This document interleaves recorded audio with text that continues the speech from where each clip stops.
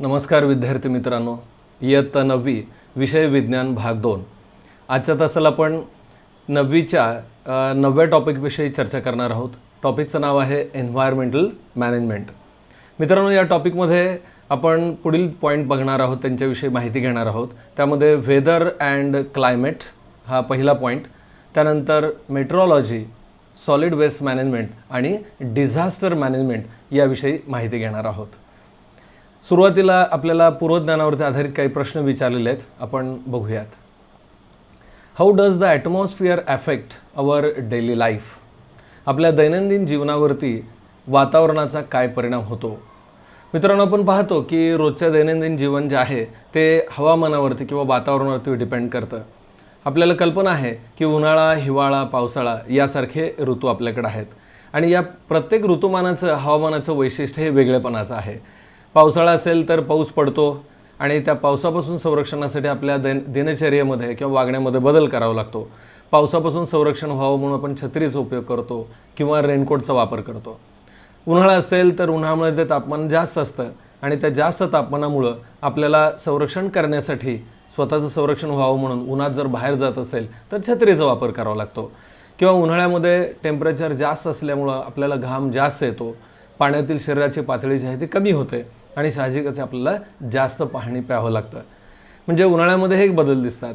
समजा हिवाळा असेल, हिवाळ्यामध्ये तापमान कमी आहे आणि या कमी तापमानामध्ये स्वतःचं संरक्षण करण्यासाठी गरम किंवा उबदार कपडे आपण वापरतो. म्हणजे या पद्धतीनं वातावरणात जर बदल झाले तर आपल्याला आपल्या दिनचर्येमध्ये सुद्धा बदल करावे लागतात. ठीक आहे. त्यानंतर सेकंड क्वेश्चन बघूयात. Forecast about which weather related factors are given during the news bulletin on Doordarshan and Akashvani? आपण टी व्हीवर बातम्या पाहतो किंवा रेडिओवरती बातम्या ऐकतो, तर या बातम्यांमध्ये हवामानाचा अंदाज सांगितला जातो आणि ज्यावेळेला हवामानाचा अंदाज सांगितला जातो त्यामध्ये कोणकोणत्या गोष्टींचा अंतर्भाव असतो? तर आपल्याला माहीत आहे की बऱ्याच वेळेला वेगवेगळ्या भूभागाचे नकाशे दाखवले जातात आणि ठराविक मेट्रोपॉलिटन ज्या सिटीज आहेत, महत्त्वाची जे शहर आहेत, तिथलं तापमान काय असेल, तिथलं पर्जन्यमान काय असेल किंवा हवामान किंवा जे वातावरणीय स्थिती कशी असेल याबद्दल सांगतात. म्हणजे हवामान ढगाळ राहील किंवा हवामान सूर्यप्रकाशित असेल या पद्धतीचे अंदाज दिले जातात. म्हणजे या प्रकारची माहिती आपल्याला मिळते आणि आपल्याला त्यानुसार आपलं जे दैनंदिन कामकाज जे असेल ते कशा पद्धतीने करायचं हे ठरवता येतं. त्यानंतर आपण पुढचा पॉईंट बघतोय तो म्हणजे वेदर अँड क्लायमेट. हे पहा, साधारणतः वरवर बघितलं तर वेदर आणि क्लायमेट हे दोन शब्द आपल्याला सारखेच वाटतात. म्हणजे हवामान ज्याला म्हणतो आपण, या अर्थानंच हे दोन्ही शब्द वापरले जातात. पण खरं तर मित्रांनो, वेदर आणि क्लायमेट ह्या दोन शब्दांमध्ये फरक आहेत किंवा फरक आहे. तो काय आहे तो आपण आधी समजून घेणार आहे. वेदर याचा अर्थ असा होतो की एखाद्या विशिष्ट भागामध्ये किंवा विशिष्ट प्रदेशामध्ये जे हवामान आहे, सद्यस्थितीला आहे, त्याला आपण वेदर असं म्हणतो. तर क्लायमेट याचा अर्थ असा होतो की खूप मोठ्या कालावधीसाठी आणि खूप मोठ्या परिसरामध्ये, खूप मोठ्या भागामध्ये जे वातावरण असतं त्या दृष्टीने किंवा हवामान असतं त्याला आपण क्लायमेट असा शब्द वापरतोय. लक्षात येत आहे? म्हणजे वेदर याचा अर्थ काय, विशिष्ट भूभागासाठी आणि ठराविक कालावधीसाठीची सद्य वातावरणाची स्थिती काय हे सांगणं म्हणजे वेदर. हवामानाचा अंदाज म्हणतो आपण, वेदर रिपोर्ट पाहतो, बरोबर आहे. परंतु क्लायमेट म्हणजे काय, तर विशिष्ट ठिकाणी पण मोठ्या ठिकाणावरती, मोठ्या भागामध्ये आणि खूप मोठ्या कालावधीसाठी जी वातावरणीय परिस्थिती राहते किंवा हवामान राहतं त्याला आपण काय म्हणतो, क्लायमेट असं म्हणतो. उदाहरणार्थ बघा, क्लायमेटच्या बद्दल जर सांगायचं झालं तर काही विशिष्ट प्रदेश आहेत की हिमाचल प्रदेश असेल किंवा जम्मू काश्मीरचा प्रदेश असेल तर तिथं कायम गारवा, थंडी असतो किंवा बर्फ पडतं आहे, तर ती तिथली एक विशिष्ट अशी क्लायमॅटिक परिस्थिती झाली. किंवा राजस्थानचा जर विचार केला, वाळवंटांचा प्रदेश विचारात घेतला तर तिथं तापमान जास्त असतं, बरोबर आहे. म्हणजे तिथली जी अवस्था आहे तापमानाची किंवा वातावरणाची ही जास्त तापमानाची असते. म्हणजे याच्यासाठी आपण शब्द जो वापरणार आहे तो क्लायमेट आहे. पहा, atmospheric conditions at a specific time at a particular place are referred to as a weather. हवामानाची अवस्था एका विशिष्ट वेळेला आणि विशिष्ट जागेसाठी ज्या वेळेला आपण सांगत असतो हवामान कसं आहे, याचा अर्थ काय होतो की ॲटमॉस्फिअर किंवा ज्या ॲटमॉस्फेरिक कंडिशनबद्दल बोलतो विशिष्ट जागेसाठी, विशिष्ट वेळेसाठी, ते म्हणजे वेदर. ठीक आहे. वेदर याचा अर्थ काय झाला मग, तर एखाद्या पर्टिक्युलर प्लेसला आणि पर्टिक्युलर टायमिंगला जे वातावरणीय स्थिती असेल, कंडिशन असेल, ते सांगणं म्हणजे वेदर.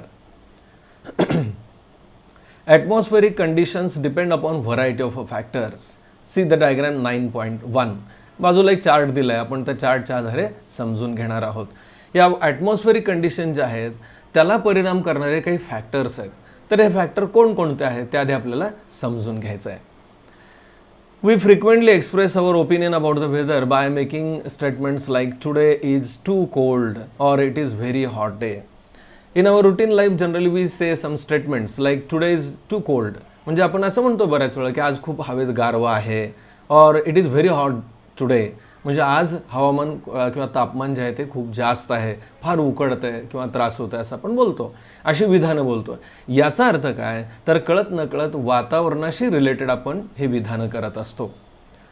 आपण कोणकोणते फॅक्टर आहेत की जे वातावरणाशी रिलेटेड आहेत हे फ्लो चार्टच्या आधारे समजून घेऊयात. Weather related or the climatic factors, वातावरणावरती परिणाम करणारे घटक.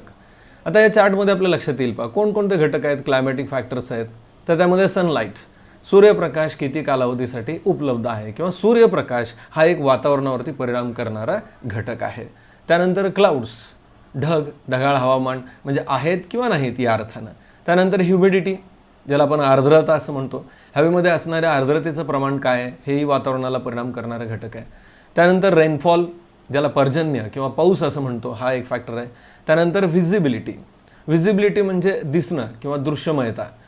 पहा काही वेळेला जर धुकं पडलेलं असेल तर आपल्याला लांबच्या वस्तू फारशा अशा व्यवस्थित पाहता येत नाहीत. तर ही जी व्हिजिबिलिटी आहे या पर्यावरणाच्या एखाद्या घटकामुळं कमी जास्त होते. आणि आणखीन एक महत्त्वाचा फॅक्टर तो म्हणजे टेम्परेचर किंवा तापमान. तापमान हे कायम स्थिर नाही. पहा ऋतुमानानुसार तापमानात बदल होतो किंवा ठिकाणानुसार तापमानात बदल होतो. म्हणजे तापमान हा पण एक असा घटक आहे की जो क्लायमॅटिक फॅक्टरमध्ये आहे. आणि आणखीन एक महत्त्वाचा फॅक्टर म्हणजे ॲटमॉस्फेरिक प्रेशर, वातावरणीय दाब. आपल्याला माहीत आहे की काही ठिकाणी वारे जास्त वाहतात, काही ठिकाणी वारे कमी वाहतात. जसे वारा हा एक घटक आहे त्याप्रमाणे ॲटमॉस्फेरिक जे प्रेशर आहे म्हणजे वातावरणीय जो दाब आहे तो सुद्धा या वातावरणाला किंवा ज्याला आपण सध्या जी चर्चा करतोय विषय म्हणजे वेदरशी रिलेटेड किंवा क्लायमेटशी रिलेटेड हा एक घटक आहे. माहिती पुस्तकात काय दिले बघा, weather depends upon the prevailing conditions of the air. हवेच्या या विविध घटकांशी हे वेदर अवलंबून आहे किंवा त्याच्यावर परिणाम करतात. The climate of a particular region is the average of a daily readings of various weather related parameters recorded for several year. हे जे आपण आता घटकांची चर्चा केली, या घटकांचा वर्षानुवर्ष त्याच्यामध्ये काय बदल होतोय याचा अभ्यास करून एका विशिष्ट भागामध्ये असणारं जे हवामान असेल याची अंदाज बांधला जातो किंवा ठरवलं जातं. Hence climate is a long term predominant condition of atmosphere. पहा आता आपण सुरुवातीला वेदरविषयी माहिती घेतली. वेदरबद्दल आपण असं म्हणालो की एखाद्या विशिष्ट जागेत किंवा विशिष्ट ठिकाणी आणि विशिष्ट कालावधीसाठीचं हवामान सांगणं म्हणजे वेदर आहे. तर हेच हवामान सांगणं जर मोठ्या प्रदेशासाठी आणि मोठ्या कालावधीसाठी असेल, खूप मोठ्या वर्षांसाठी आपण जर बोलत असेल तर त्याला क्लायमेट असा आपण शब्द वापरतो. Then changes in weather. आता आपण बोललो पहा की हवामान जे आहे किंवा वातावरण जे आहे त्याच्यामध्ये सारखेपणा आढळत नाही, ते सतत बदलत आहे, चेंजेस होतात. हे चेंजेस कशामध्ये होतात आणि कशा पद्धतीने होतात आणि या होणाऱ्या बदलाचा आपल्या जगण्यावरती किंवा दैनंदिन दिनचर्येवरती काय परिणाम होतो याचीही माहिती आपण घेणार आहोत. Climate does not change continuously. क्लायमेटचा जर विचार केला म्हणजे आपण बोललो पहा की एखाद्या भागामध्ये खूप वर्षापर्यंत एखादी स्थिती कायम राहतीये म्हणजे क्लायमेट, तर त्याच्यामध्ये चेंजेस जे आहेत ते फारसे होत नाहीत, सतत फार चेंज होत नाहीत. Climate is that which remains constant in a region for a long duration. That means the climate is the we can say condition of atmosphere which is remaining constant, but it is not constant, but for a long duration when we consider it feels it is having a persistency. Thus we see that weather is related to a specific location and a specific time, whereas a climate is related to longer duration and larger area. पहा तेच point परत एकाच वाक्यात दिलेले आहेत. जर वेदरचा विचार केला तर विशिष्ट भूभागासाठी आणि विशिष्ट वेळेसाठी हवामान आपण सांगतो. तर क्लायमेट म्हणजे खूप मोठ्या एरियासाठी आपण सांगत असतो आणि खूप मोठ्या कालावधीसाठी सुद्धा ते व्यक्त करत असतो.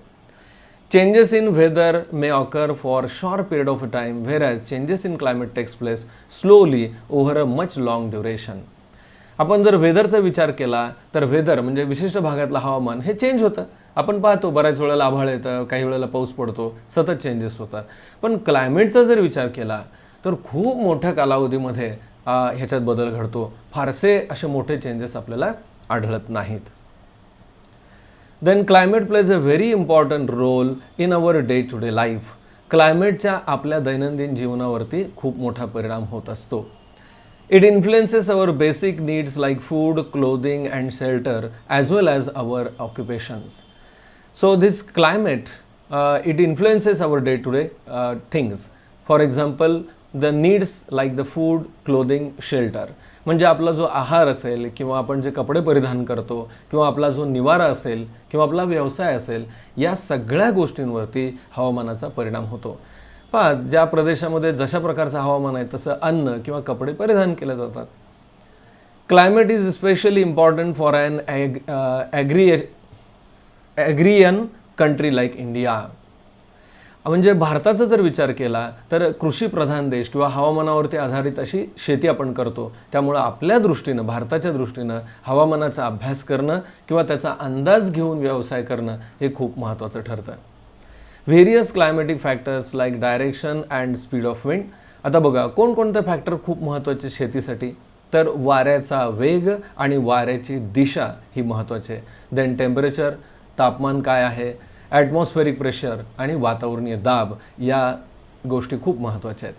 R considered during the construction of runways. आता हे जे फॅक्टर आहेत आता सांगितलेले, म्हणजे नुसतं शेतीसाठी किंवा व्यवसायासाठी नाही, तर काही वेळेला या गोष्टींचा उपयोग कुठं केला जातो? रनवेज तयार करणं, म्हणजे रस्त्यांची किंवा विमानाचे जे धावपट्टे असतील ह्या बनवत असताना या फॅक्टरचा विचार करावा लागतो. देन सी पोर्ट्स म्हणजे जी बंदरं असतील, जहाजं जिथे येत आहेत तिथं हवामानाचा विचार करावा लागतो. देन ह्यूज ब्रिजेस, ज्या ठिकाणी मोठमोठे ब्रिज बांधले जातात, तर ते ब्रिज जर जास्त वारा असेल तर त्यांचं कन्स्ट्रक्शन मजबूत पाहिजे, ते हल्ले नाही पाहिजेत किंवा पडायला नाही पाहिजेत, यासाठी हवामानाचा विचार केला पाहिजे. त्यानंतर आहे स्काय क्रॅपर्स याचा अर्थ उंच इमारती, ज्याला आपण गगनचुंबी इमारती म्हणतो, अगदी भव्य उंचच्या उंच इमारती, 80 मजले, 100 मजले. तर अशा इमारती बांधत असताना सुद्धा वाऱ्यांचा किंवा क्लायमॅटिक कंडिशनचा नक्की विचार करावा लागतो. त्यानंतर use your brain power.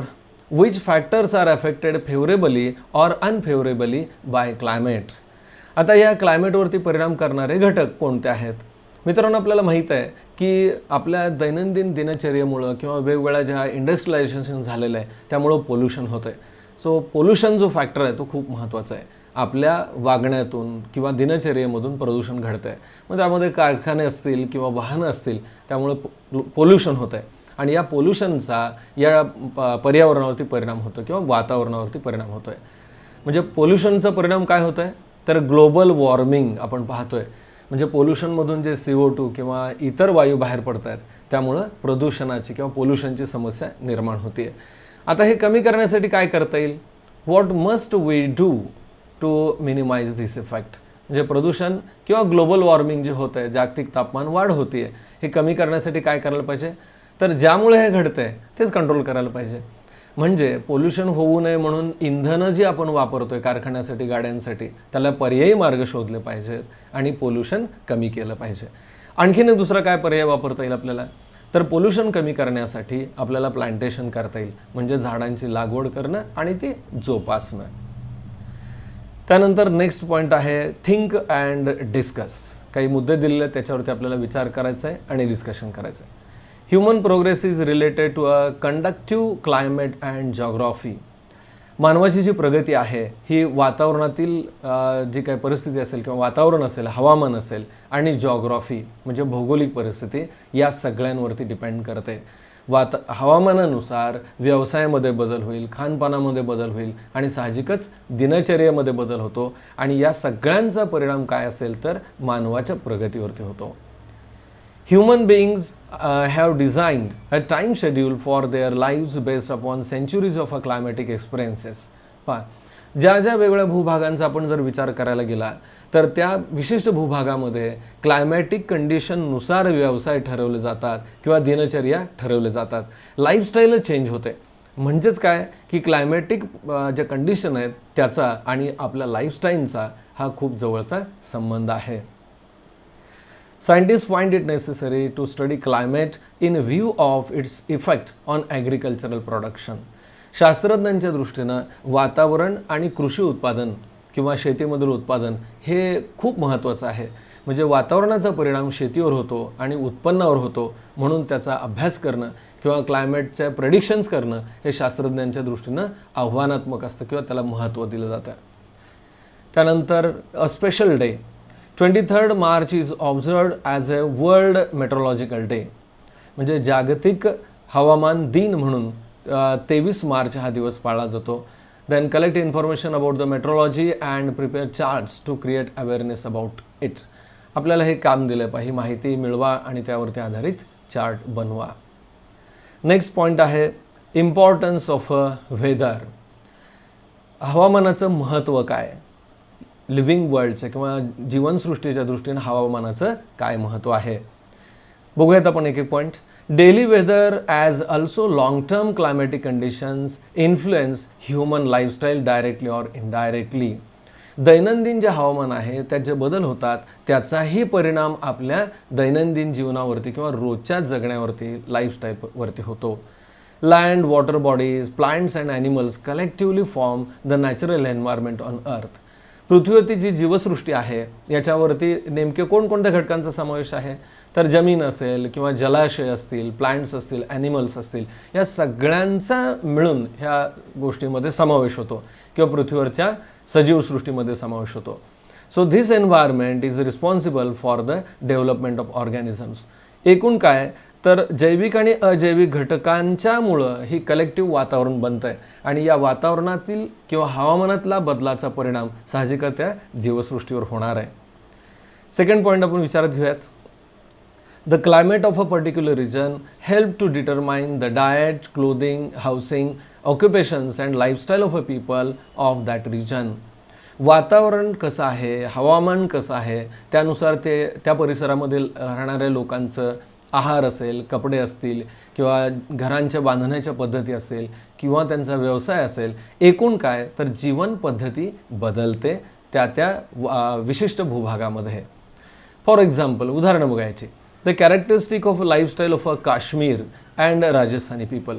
Kashmiri लोकांची जी काही खानपान असेल, आहार असेल, त्यांचे कपडे असतील किंवा व्यवसाय असतील यामध्ये बदल होतो. आणि राजस्थानी लोकांचा विचार केला तर परत त्यांची जीवनपद्धती ही वेगळी आहे.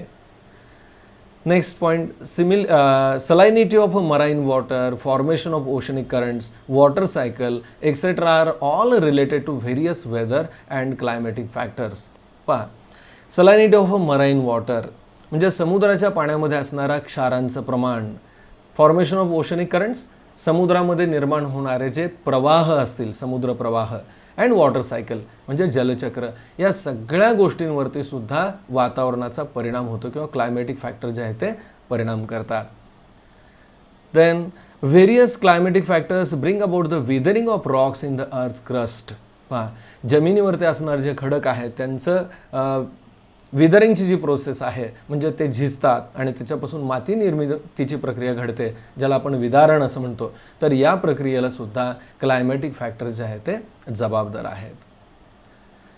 Climate plays a very important role in the formation of enrichment of a soil. Enrichment, माती जी असेल किंवा जमीन असेल त्याची सुपीकता वाढवणं किंवा गुणवत्ता वाढवणं याच्यासाठी सुद्धा हवामान परिणाम करतं. Then microbes in the soil play an important role in the formation of organic materials. जमिनीमध्ये असणारे जे सूक्ष्म जीव आहेत ते सेंद्रिय पदार्थ निर्मिती, सेंद्रिय म्हणण्यापेक्षा असं म्हणता येईल आपल्याला, ऑर्गॅनिक मटेरियल जे आहेत, कार्बनिक कंपाऊंड जे आहेत त्यांच्या निर्मितीसाठी जबाबदार असतात. And this process depends upon various climatic factors.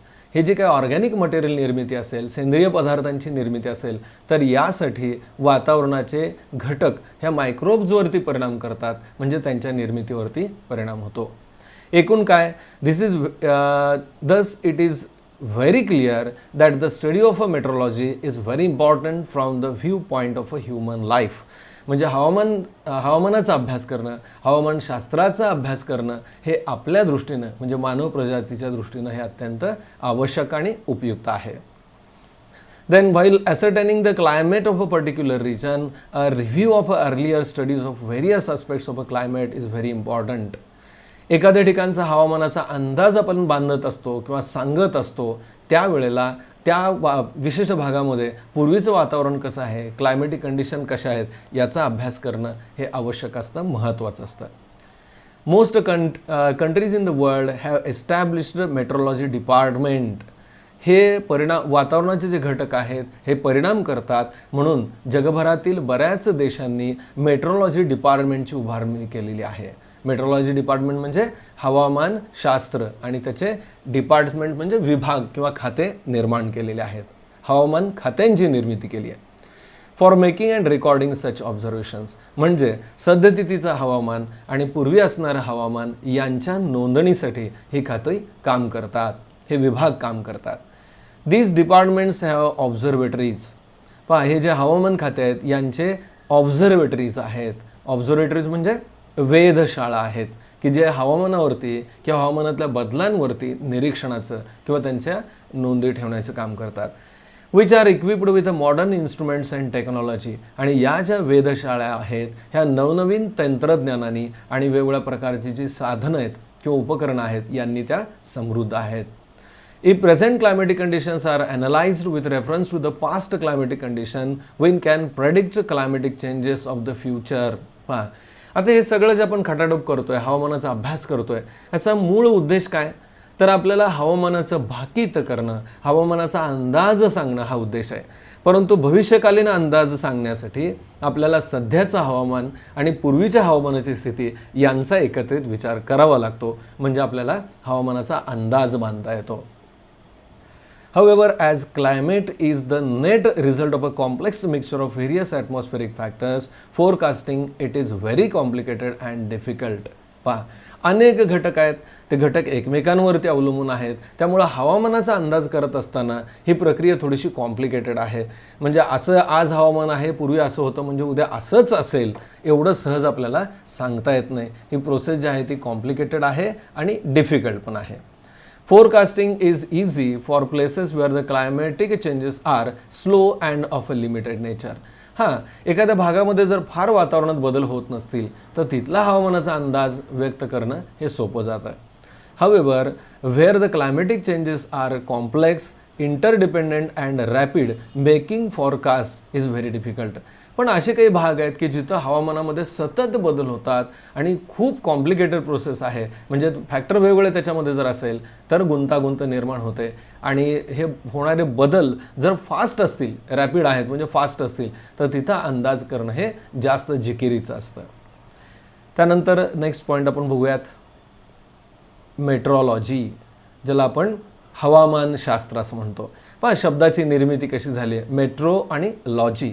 Logy याचा अर्थ होतो स्टडी किंवा शास्त्र आणि मेट्रो याचा अर्थ हवामान, म्हणजे हवामानाचा अभ्यास करणारं शास्त्र म्हणजेच metrology. The science that studies the inter relationships between the various components of the air, natural cycles, geological movements of the earth and climate is called metrology. आपण नुसता शब्द मेट्रोलॉजी जरी उच्चारत असलो तरी याच्यामध्ये अनेक गोष्टींचा विचार केला जातो किंवा समावेश असतो. पहा, so metrology means what, it is a science. आता या सायन्समध्ये कशाचा अभ्यास केला जातो, इंटर रिलेशनशिप, सहसंबंध. कशामधला, व्हेरियस कॉम्पोनंट्स ऑफ, वेगवेगळ्या घटकांचा. आता हे घटक कोणते आहेत तर हवा, त्यानंतर नॅचरल सायकल्स असतील, नैसर्गिक चक्र, जिओलॉजिकल मुवमेंट्स, भूगर्भीय किंवा भूरचनात्मक होणाऱ्या हालचाली, भूप्रदेशीय हालचाली म्हणता येईल आपल्याला, of the earth and climate म्हणजे वातावरण, आणि या सगळ्यांचा समावेश हा मेट्रोलॉजीमध्ये होतो. Metrology includes the study of storms. आता हवामानशास्त्रामध्ये नेमका कशाचा अभ्यास केला जातो किंवा कोणत्या प्रकारची माहिती एकत्रित केली जाते, तर स्टडी ऑफ अ स्टॉर्म्स म्हणजे वादळांचा अभ्यास केला जातो. त्यानंतर क्लाउड्स ढगांचा किंवा जे काय असं पावसाच्या दृष्टीने असणारे ढग जे आहेत त्यांचा विचार. रेनफॉल पर्जन्य किंवा पाऊस. थंडर याचा अर्थ ढगांचा गडगडाट. त्यानंतर लाईटनिंग म्हणजे विजांचा कडकडाट. अशा अनेक गोष्टींचा एकत्रित अभ्यास या मेट्रोलॉजीमध्ये केला जातो. Depending upon the study of such factor weather forecast are made म्हणजे अशा अनेक गोष्टींचा एकत्रित विचार करून तुलनात्मक अभ्यास करून हवामानाचा अंदाज फोरकास्ट म्हणजे हवामानाचा अंदाज जो आहे तो व्यक्त केला जातो किंवा डिस्प्ले केला जातो. सुरुवातीला आपण म्हणालो की टी व्हीवर हवामानाचा अंदाज सांगतात, तर तो जो सांगितला जातो ह्या अनेक गोष्टींचा एकत्रित विचार सद्यस्थितीचा आणि मागचा आजपर्यंतचा विचारात घेऊन तुलनात्मकदृष्ट्या अभ्यास करून अंदाज सांगितला जातो.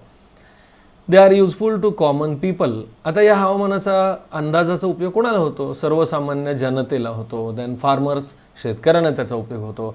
फिशरीज म्हणजे मत्स्य पालन करणारे मासेमारी करणारे जे लोक आहेत त्यांच्यासाठी होतो. एव्हिएशन सर्व्हिसेस म्हणजे विमान जे म्हणतो ना आपण विमान वाहतूक किंवा हवाई वाहतूक जे आहे विमान सेवा त्याच्यासाठी उपयोग होतो. त्यानंतर वॉटर ट्रान्सपोर्ट जल जे असेल म्हणजे पाण्याचं जे ट्रान्सपोर्ट असेल त्याच्यासाठी त्याचा उपयोग होतो. अँड व्हेरियस अदर ऑर्गनायझेशन याच्याशिवाय अनेक संस्था आहेत त्यांच्यासाठी हा हवामानाचा अंदाज उपयोगी पडतो. त्यानंतर आपण विचारात घेणार आहे इन्स्टिट्यूट्स ॲट वर्क म्हणजे वेगवेगळ्या संस्था आहेत की जे हवामानाचा अभ्यास करतात त्याविषयी बघूयात. The World Meteorological Organization was established by the United Nations Organization on 23rd March 1950. 23 March 1950 रोजी जागतिक हवामान संस्था याची निर्मिती किंवा उभारणी करण्यात आली. ही कोणी केली? युनायटेड नेशन्स ऑफ ऑर्गनायझेशन म्हणजे युनायटेड नेशन ऑर्गनायझेशन आपण ऐकलं असेल संस्थेचं नाव, यांच्याकडून ती निर्मिती झाली. So this organization plays an important role in food security, water management, transportation and communication. आता या संस्थेकडून एक महत्त्वाचं कार्य केलं जातं. कुठलं? तर फूड सिक्युरिटी अन्नधान्य संरक्षण, त्यानंतर वॉटर मॅनेजमेंट जलव्यवस्थापन, ट्रान्सपोर्टेशन ज्याला आपण वाहतूक म्हणतो, आणि कम्युनिकेशन म्हणजे दळणवळण. या दृष्टीनं हे इन्स्टिट्यूट काम करते. याच्याशिवाय इथं आपल्याला ICTचा उपयोग करून म्हणजे काही वेबसाईट ॲड्रेस दिलेत त्याच्या सहाय्यानं माहिती मिळवायची आहे, ते तुम्ही बघायचे आहे. त्यानंतर आपण नेक्स्ट पॉईंट विचारात घेतोय तो म्हणजे इंडिया मेट्रोलॉजिकल डिपार्टमेंट. भारताचं आपलं हवामान विभाग किंवा हवामान खाते किंवा हवामान विभाग आपल्याला असं म्हणता येईल भारताचा. The India meteorological department was founded by the British in 1875 at Shimla. भारताचा हवामान जे खातं आहे विभाग आहे याची निर्मिती ब्रिटिशांनी केली आणि कधीचा ही सुरुवात 1875 शिमला या ठिकाणी केली. Its head office is at Pune and its regional offices are at Mumbai, Calcutta, Chennai, Nagpur and Delhi. या हवामान खात्याचं जे मुख्य ऑफिस आहे हे ऑफिस जे आहेत हेड ऑफिस हे पुण्याला आहे आणि रिजनल ऑफिसेस जे आहेत, रिजनल म्हणजे प्रभाग वाईज किंवा विभाग वाईज जे असणारे ऑफिसेस आहेत ते मुंबई, कलकत्ता, चेन्नई, नागपूर आणि दिल्ली या ठिकाणी आहे. Maps are prepared every day which indicate the daily predictions about the weather. आता हा जो विभाग आहे भारतीय हवामानशास्त्र या विभागामध्ये काय काम चालतं तर दैनंदिन म्हणजे रोजच वेगवेगळ्या प्रकारचे नकाशे तयार केले जातात, मॅप्स. आता हे नकाशे कशासाठी आहेत? Daily predictions about the weather म्हणजे दैनंदिन हवामान कसं असेल याविषयीचे ते नकाशे असतात. Such maps are prepared and publish twice in every 24 hours. दर दिवसाला म्हणजे 24 तासामध्ये 2 वेळा असे नकाशे बनवले जातात की ज्या आधारे हवामानाचा अंदाज व्यक्त केला जातो. In this institute research goes on continuously. सगळ्यात महत्त्वाचं या संस्थेमध्ये संशोधन चालतं. आता हे संशोधन कशावरती आधारित चालतं? On various aspects like the instruments for climatic readings. पहा, वातावरणीय बदलाचा अभ्यास करण्यासाठी जे इन्स्ट्रुमेंट्स पाहिजेत, जे साधनं पाहिजेत, तर या साधनांसाठी किंवा उपकरणांच्या निर्मितीवर संशोधन केलं जातं. Predictions about climate made using the radar. आणखीन एक संशोधन म्हणजे रडारचा उपयोग करून हवामानाचा अंदाज कसा व्यक्त करता येईल याच्यावर चालतं. Then predictions about climate related to the seismology. याचा अर्थ समुद्राच्या दृष्टीनं जे प्रवाह निर्माण होतात किंवा समुद्रामध्ये होणारे जे बदल आहेत तर त्याविषयीचे अंदाज बांधणं हे पण ठरवलं जातं. त्यानंतर प्रेडिक्शन्स रिगार्डिंग द रेनफॉल, पर्जन्यमानाचा अभ्यास केला जातो किंवा त्याच्याविषयी माहिती दिली जाते बाय सॅटेलाइट्स. आणि सगळ्यात महत्त्वाचं हे संशोधन जे चालतं हे उपग्रहांच्या आधारे चालतं. In air pollution etcetera. त्याचबरोबर प्रदूषणावरती आधारित सुद्धा संशोधनं चालतात. The India Meteorological Department provides important information regarding the weather and climatic condition to other departments. पहा, हे जे IMD आहे म्हणजे इंडिया मेट्रोलॉजिकल डिपार्टमेंट जे आहे, भारतीय हवामानशास्त्र विभाग जो आहे, यांच्याकडून जी माहिती मिळवली जाते ती हवामानविषयक माहिती किंवा हवामानाच्या प्रेडिक्शन जे असतील ते इतर विभागांना कळविले जातात आणि ते विभाग त्याचा उपयोग करतात. आता इतर विभागांना म्हणजे कोणाला कळवतात? लाईक एव्हिएशन, मग अशी आपण बोललो, विमान सेवा किंवा हवाई वाहतूक सेवा. त्यानंतर शिपिंग, जे जहाजं आहेत त्याच्यासाठी. त्यानंतर ॲग्रिकल्चर इरिगेशन, शेतीमध्ये जे पाणीचं व्यवस्थापन असेल त्यासाठी. मराईन ऑइल एक्सप्लोरेशन, म्हणजे समुद्रामधील जे तेल शोध असेल, तेलाचा शोध घेतला जातो त्यामध्ये. अँड प्रोडक्शन, आणि जे काही उत्पादन करणारे विभाग संस्था आहेत त्यांच्यासाठी सुद्धा ही माहिती उपयुक्त असते. Predictions regarding the calamities like dust storms. पहा, काही हवामानाचे अंदाज सांगितले जातात. कशाविषयी? डस्ट स्टॉर्म्स, म्हणजे काही वेळेला वादळं येतात. कशाची? धुळीचे वादळ येतात, dust storms. Then sand storms, वाळवंटामध्ये वाळूची वादळं येतात, फार भयानक असतात ही, तर त्यांचा अंदाज करणं. देन हेवी रेनफॉल, म्हणजे अति पाऊस पडणं, आपण म्हणतो ना खूप मोठा पाऊस होतो, तर त्याच्याबद्दलची भाकितं करणं. त्यानंतर हॉट अँड कोल्ड वेव्ज, म्हणजे काही वेळेला उष्णतेची लाट येते किंवा थंडीची लाट येते, तर याच्याबद्दलचा अंदाज करणं.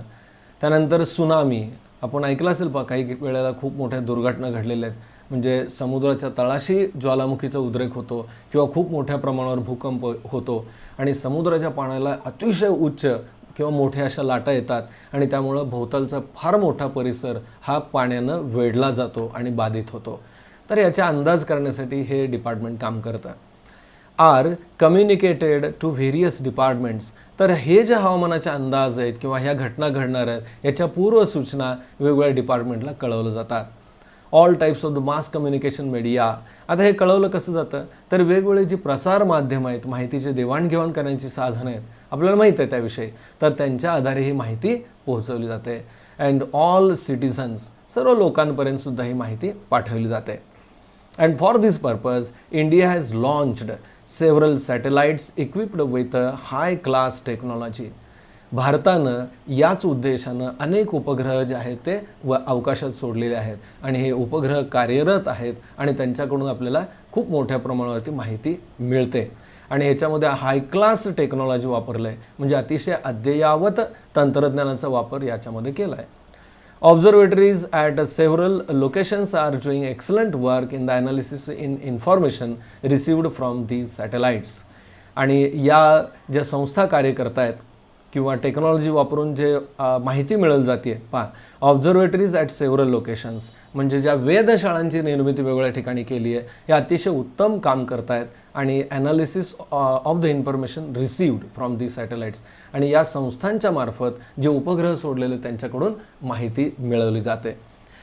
ठीक आहे मित्रांनो, आजच्या तासाला आपण ही माहिती घेतली. तुम्हाला व्हिडिओ कसा वाटला त्यानुसार तुम्ही लाईक करा, तुमच्या कॉमेंट्स तुम्ही लिहू शकता, पाठवू शकता, आणि सगळ्यात महत्त्वाचं की तुम्ही चॅनलला सबस्क्राईब करा, जेणेकरून माझे नवीन व्हिडिओ मी जेव्हा अपलोड करेल तेव्हा तुम्हाला ती माहिती मिळेल. धन्यवाद.